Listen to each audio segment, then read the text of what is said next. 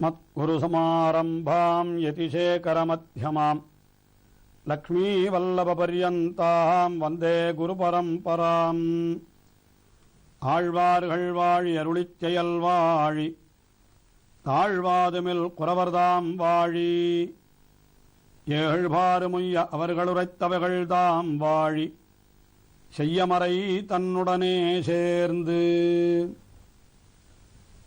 எம்பெருமானுடைய திருநாம வைபவத்தை தாம் அனுபவித்தும் பிறர்க்கு உபதேசித்தும் திருமாலை என்கிற திவ்ய பிரபந்தத்திலே முதல் 14 பாசுரங்களாலே அனுபவித்தவர். அடுத்தபடியாக 10 பாசுரங்களாலே அந்த எம்பெருமான் பண்ணி இருக்கிற உபகாரங்கள் என்று அவனுடைய பெருமைகளை பேசினார். அதற்கு பிறகு 24வது பாசுரம் தொடங்கி 10 பாசுரங்களாலே அந்த எம்பெருமானுடைய அருளை பெறுவதற்கு தமக்கு எந்த தகுதியும் இல்லை என்பதை தெரிவித்துக் கொள்ளுகிறார். அதாவது எம்பெருமானை சரணம் பற்றுகிறவர்கள் அவனை பார்த்து விண்ணப்பிக்க வேண்டிய வார்த்தைகள் இது. நாம் எத்தனையோ பாபங்களை செய்திருக்கிறோம்.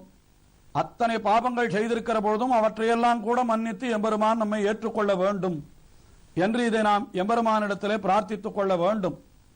எம்பெருமானாரும் கூட கத்தியத்திரயம் என்கிற நூலிலே காட்டுகின்ற பொழுது மனோவாக்காயி அநாதிகால பிரவர்த்த அனந்த அகிருத்தியகரண கிருத்தியாகரண பாகவதாபச்சார அசஹ்யாபச்சார ரூப நானாவித அனந்த அபச்சாரான் ஆரப்த காரியான் அனாரப்த காரியான் கிருதான் கிரியமானான் கரிஷ்யமானான் ச சர்வான் அசேஷதா க்ஷமஸ்வா என்று எல்லாவற்றையும் நீ பொறுத்து கொள்ள வேணும் என்று அப்படி கேட்பதாக பிரார்த்திப்பதாக அங்கே கத்தியத்திரயத்திலே திருவாக்குகள் அருளிச் செய்கிறார்.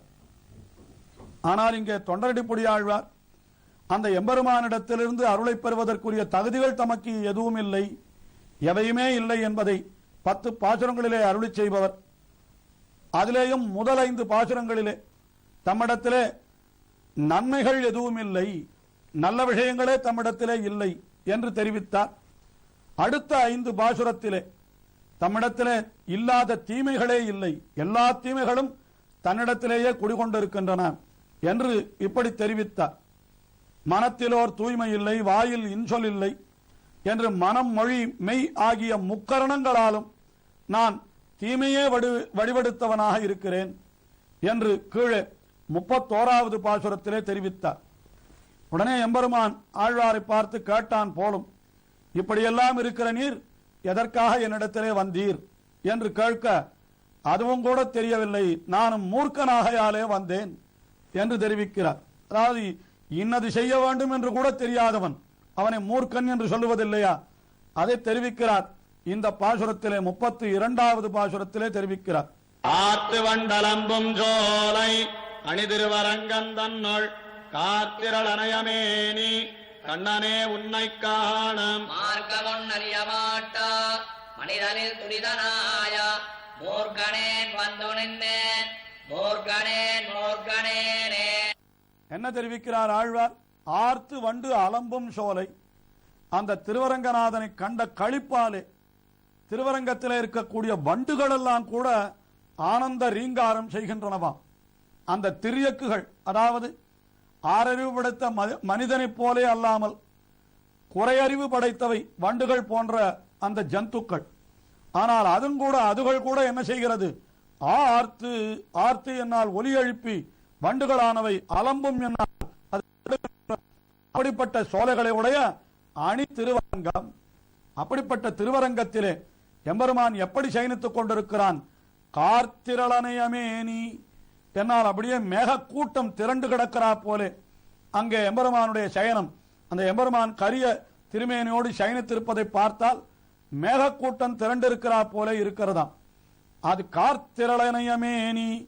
ஆனாலும் கண்ணனே என்றால் மிகவும் எளியவன், தன்னை ஒரு ஆயனாக ஆக்கிக் கொண்டு ஆடுகள் பின்னாலேயும் மாடுகள் பின்னாலேயும் போனவன் அல்லவா?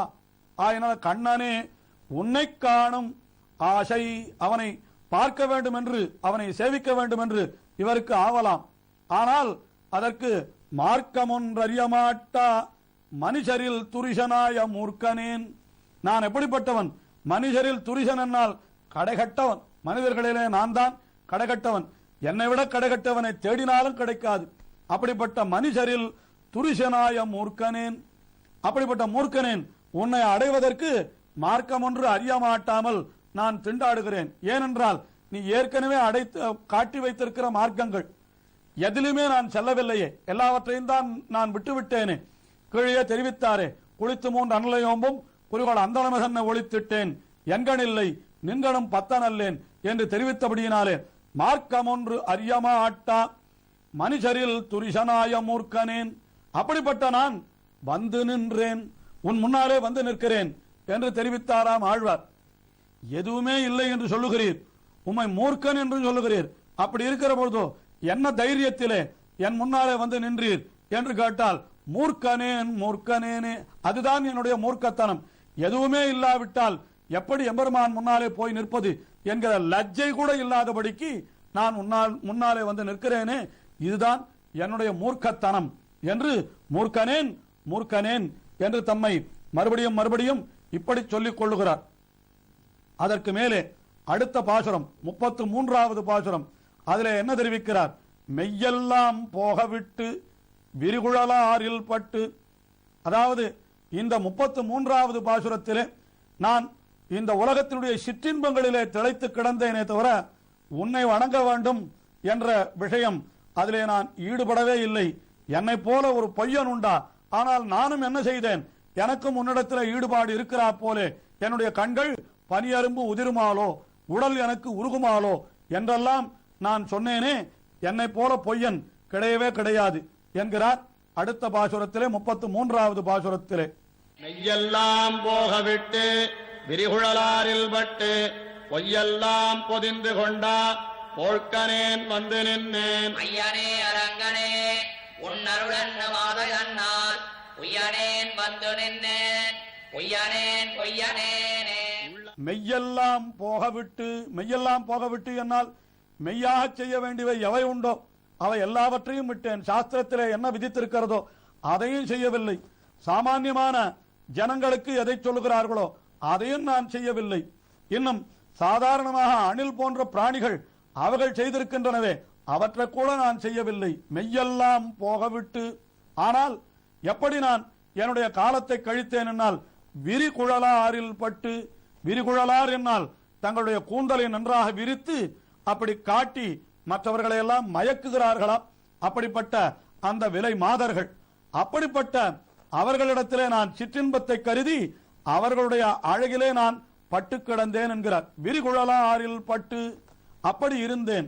பொய்யெல்லாம் பொதிந்து கொண்டா என்னால் பொய், அத்தனை பொய்யும் என்னிடத்திலே தான் பொதிந்து கிடக்கிறது. எத்தனை பொய், யாருக்கேனும் பொய் சொல்ல வேணுமானாலும் கூட அது எப்படி சொல்ல வேண்டும் என்று என்னை வந்து அவர்கள் கேட்டுக்கொள்ளும்படியாக அப்படி நான் பொய்யிலே வல்லவனாக இப்படி ஊரிலே வலம் வந்தேன் என்கிறார். பொய்யெல்லாம் பொதிந்து கொண்ட போழ்க்கனேன். போட்கன் என்றால் மிகவும் தீயவன், மிகவும் தாழ்ந்தவன் என்று சொல்லுகிறார். தம்மை சொல்லிக் கொள்ளுகிறார். பொய்யெல்லாம் பொதிந்து கொண்ட போழ்க்கனேன். அப்படி இருக்கிற பொழுதும் வந்து நின்றேன், உன் முன்னாலே வந்து நிற்கிறேன். அதுதான் நான் செய்த பொய்களுக்குள்ளே எல்லாம் தலையான பொய் என்று சொல்ல வேண்டும். உன்னிடத்திலேயே வந்து நின்று நான் ஏதோ பக்தனை போல இப்படி வேஷமிடுகிறேனே, இதைவிட உயர்ந்த பொய் உண்டோ? பொய்யெல்லாம் பொதிந்து கொண்ட போழ்க்கனேன் வந்து நின்றேன்.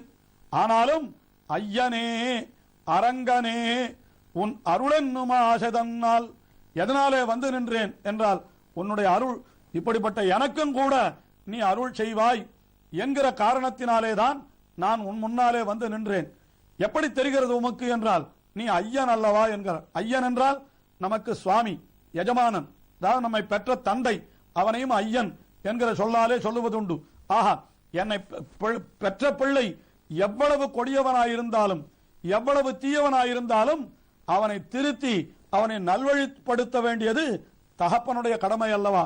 ஆயினாலே இப்படிப்பட்ட பொய்யனான என்னையும் கூட திருத்தி பணிகொண்டு என்னையும் நல்வழிப்படுத்தி உனக்கு அடியவனாக என்னை நீ ஆக்கிக் கொள்வாய் என்கிற நம்பிக்கையாலே ஐயனே என்கிறார். அது மட்டுமல்ல, அரங்கனே என்றால் இப்படி சம்சாரத்திலே கழிந்து போனவர்களையும் மீட்பதற்காக ஒன்றோ பரமபதத்தையும் விட்டு திருப்பார்கடலையும் விட்டு இங்கே திருவரங்கத்திலே வந்து நீ பள்ளி கொண்டிருக்கிறாய். திருவரங்கத்திலே பள்ளி கொண்டிருப்பது எதற்காக என்னால் இந்த உலகத்திலே இருப்பவர்கள் அத்தனை பேரும் திருந்தி மோட்சத்துக்கு போனால் அல்லது இங்கிருந்து நான் எழுந்திருக்க மாட்டேன் என்று அப்படி சயனித்துக் கொண்டிருக்கிறானாம் ஸ்ரீரங்கநாதனாக. அதைத்தான் தெரிவிக்கிறார். ஐயனே அரங்கனே, அப்படிப்பட்ட நீ எனக்கு நிச்சயம் அருள் செய்வாய் என்று நான் உன் முன்னாலே வந்து நிற்கிறேன் என்று ஐயனே அரங்கனே உன் அருளென்னும் ஆசைதன்னால் பொய்யனேன் வந்து நின்றேன்.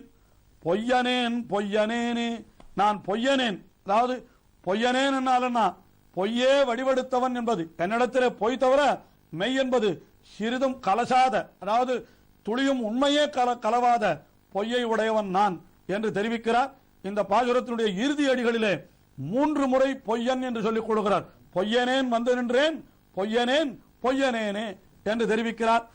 எதற்காக 3 தடவை சொல்லுகிறார் என்றால், மனத்தாலே பொய்யனேன், வாக்காலே பொய்யனேன், என்னுடைய சரீரத்தாலே பொய்யனேன் என்று முக்கரணங்களாலேயும் உனக்கு மெய்யனாக இருக்க வேண்டும் என்று எம்பெருமானுக்கு நாம் அடியவர்களாக இருக்க வேண்டும் என்று சொல்லப்பட்டிருக்கிற பொழுதும் அது எல்லாவற்றையும் காற்றிலே பறக்க விட்டேன், அதைத்தான் மெய்யெல்லாம் போக விட்டு என்று பாசுரத்தினுடைய ஆரம்பத்திலேயே தெரிவித்தார். அதற்கு இறுதியிலே தெரிவிக்கிறார், மனம் மொழி மெய் ஆகிய முக்கரணங்களாலும் நான் பொய்யனாயிருந்தும் கூட உன்னை வந்து அடைந்தேன். எதனாலே என்றால் நீ அருள் செய்வாய் என்கிற ஆசை தன்னாலே என்று அந்த எம்பெருமானை பார்த்து ஆழ்வார் விண்ணப்பிக்கிறார். இதே போல ஆழ்வாருடைய விண்ணப்பம் இன்னமும் கூட தொடர்கிறது. தொடர்ந்து அனுபவிப்போம்.